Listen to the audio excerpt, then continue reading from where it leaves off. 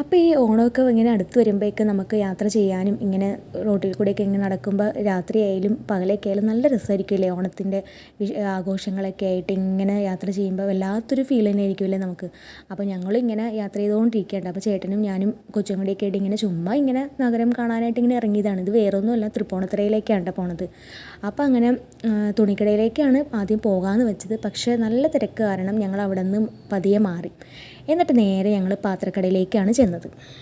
പാത്രത്തിൻ്റെ മേളം കണ്ടപ്പോൾ എല്ലാ പാത്രങ്ങളും വാരിയെടുക്കണം എന്നുണ്ടായിരുന്നു. പക്ഷേ ചേട്ടൻ സമ്മതിച്ചില്ല. കണ്ണുരുട്ടി പിടിപ്പിച്ചുകൊണ്ട് പിന്നെ അധികമൊന്നും പാത്രങ്ങൾ എടുക്കാൻ സമ്മതിച്ചില്ല. എന്നാലും ഞാൻ അത്യാവശ്യം കുറച്ച് പാത്രങ്ങളൊക്കെ എടുത്തു. എന്നെക്കൊണ്ട് പറ്റുന്നതൊക്കെ ഞാൻ എടുത്തിട്ടൊക്കെ ഉണ്ട്. ഒരു കുക്കറും അങ്ങനെ കുറച്ച് പ്ലേറ്റും അങ്ങനെ അത്യാവശ്യം ഒരു സാധനങ്ങളൊക്കെ ഞാൻ ഒപ്പിച്ചെടുത്ത്. പാത്രക്കടയിൽ എന്നെക്കൊണ്ട് അധികം ഒരുപാട് സാധനങ്ങൾ വാങ്ങിപ്പിച്ചില്ല. എന്നാലും ഞാൻ അത്യാവശ്യമൊക്കെ തിരക്കിടയിൽ അത് ഒപ്പിച്ച സാധനങ്ങളൊക്കെ കൈക്കലാക്കി. എന്നോട് അധികമൊന്നും വാങ്ങിക്കേണ്ടെന്നാണ് പറഞ്ഞത്. എന്നാലും ഞാൻ ആവശ്യത്തിനൊക്കെ ഒപ്പിച്ചെടുത്തിട്ടുണ്ട്. അത് കഴിഞ്ഞ് പിന്നെ നേരെ ഞങ്ങളിങ്ങനെ അവിടെയൊക്കെ ഓരോ സ്ഥലങ്ങളിൽ പൂക്കളും ഓണത്തപ്പനെയൊക്കെ കണ്ട് ഇങ്ങനെ പതിയെ പോവുകയായിരുന്നു കേട്ടോ. പിന്നെ പച്ചക്കറികൾ എല്ലാം നല്ല തിരക്ക്, അത്യാവശ്യം തിരക്കൊക്കെ ഉണ്ടായിരുന്നു. പച്ചക്കറിയൊക്കെ വാങ്ങിക്കണമെന്നുണ്ടായിരുന്നു. പിന്നെ നേരെ ഞങ്ങളങ്ങനെ നടന്ന് തിരക്കൊക്കെ കൂടുന്നതിന് പിന്നെയും കുറച്ച് കഴിയുമ്പോൾ ബ്ലോക്കൊക്കെ ആയിരിക്കും. പിന്നെ നമുക്ക് ഇവിടെ നിന്ന് അങ്ങോട്ട് പോകാൻ ഭയങ്കര ബുദ്ധിമുട്ടായിരിക്കും. അപ്പോൾ പിന്നെ നേരെ അങ്ങോട്ട് വെച്ച് നടക്കുകയാണ്. പിന്നെ അത് കഴിഞ്ഞ് അവിടെ ഒരു അടുത്ത തൃപ്പൂണിത്തുറ അമ്പലത്തിൻ്റെ അടുത്ത് അച്ചാർ കടയുണ്ട്. എന്നാൽ പിന്നെ അച്ചാർ വാങ്ങിക്കാമെന്നൊക്കെ പറഞ്ഞുകൊണ്ട് ഇങ്ങനെ പോയിക്കൊണ്ടിരിക്കുകയായിരുന്നു. അല്ലെങ്കിൽ നമുക്ക് ഓണത്തിന് കുറച്ച് അവധിയുള്ളൂ അല്ലേ. സ്കൂളൊക്കെ ഇപ്പോൾ തന്നെ തുറക്കെങ്കിലും പക്ഷേ ഓണം എന്ന് പറയുന്നത് വല്ലാത്തൊരു ആഘോഷമാണല്ലോ നമുക്ക്. എനിക്ക് തോന്നുന്നു നല്ല കളർഫുള്ളായിട്ട് നമുക്ക് ആഘോഷിക്കാൻ പറ്റുന്നത് ഓണം തന്നെയാണല്ലേ.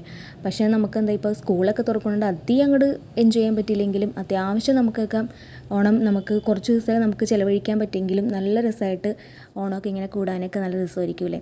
അപ്പോൾ പിന്നെ നേരെ അച്ചാർ കടയിൽ ചെന്നു. അവിടെ നിന്ന് കുറച്ച് എന്തൊക്കെ എടുത്തത്, ഇഞ്ചിക്കറി എടുത്തു, മാങ്ങ, അങ്ങനെ കൊണ്ടാട്ടം, അങ്ങനെ കുറച്ച് ചില്ലറ സാധനങ്ങളൊക്കെ എടുത്തു. അത്യാവശ്യമൊക്കെ കൈക്കലാക്കി.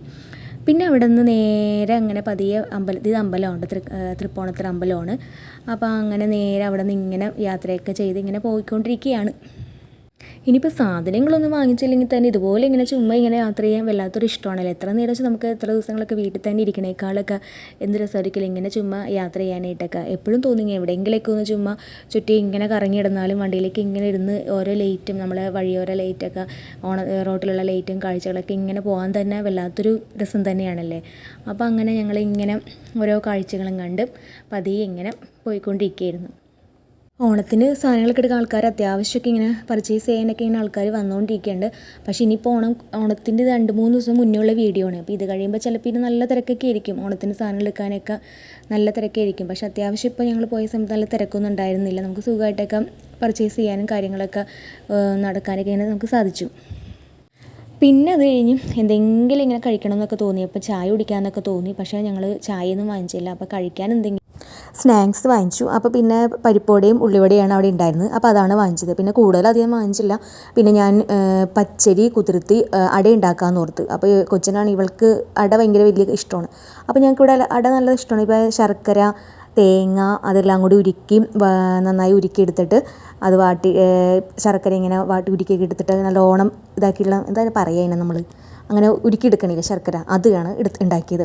എന്നിട്ട് പച്ചരി കുതിർത്ത് അരച്ച് ഒരു വെള്ളം പോലെ ആക്കി, ഒരു വെള്ളം വെച്ചാൽ ദോശമാവിൻ്റെ ഒരു കനത്തിലൊക്കെ എടുത്ത് അങ്ങനെ ഉണ്ടായിക്കഴിഞ്ഞാൽ നല്ല സോഫ്റ്റ് അടയായിട്ട് നമുക്ക് കഴിക്കാൻ പറ്റും. എനിക്ക് തോന്നുന്നു അമ്പലത്തിലേക്ക് കിട്ടുന്ന പോലത്തെ അട എന്ന് തോന്നുന്നുണ്ട്. അങ്ങനത്തെയൊക്കെ നല്ല സോഫ്റ്റായിട്ട് പഞ്ഞി പോലെ നമുക്ക് കഴിക്കാൻ പറ്റും.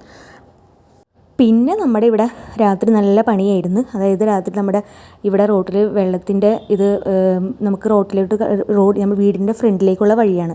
അപ്പോൾ ഇവിടെ വെള്ളക്കെട്ടൊക്കെ കാരണം നമുക്ക് നടക്കാനൊക്കെ ഭയങ്കര ബുദ്ധിമുട്ടൊക്കെ ആയിരുന്നു.